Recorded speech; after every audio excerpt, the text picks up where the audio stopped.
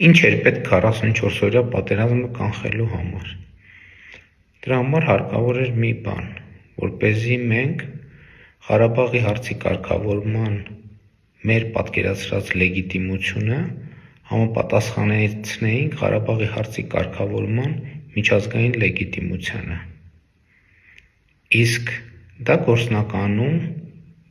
անհնար էր, ինչու, որովհետև 90-ականների սկզբից Ղարաբաղի հարցի կարգավորման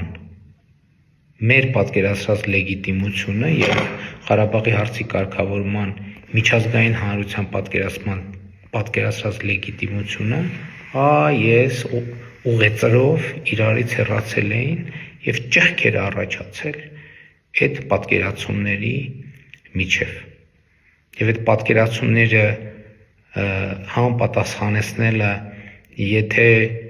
տեսականորեն հնարավոր էր, գործնականում անհնար էր, որովհետև մենք առաջին քայլով պետքա ընդունեինք, որ Ղարաբաղը Ադրբեջանի կազմում պետքա լինի։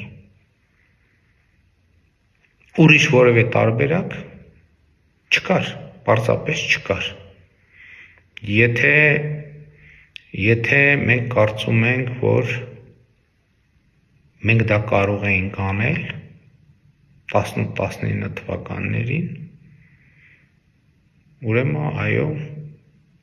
դա իմ սխալն է, որ ես դա չեմ արել։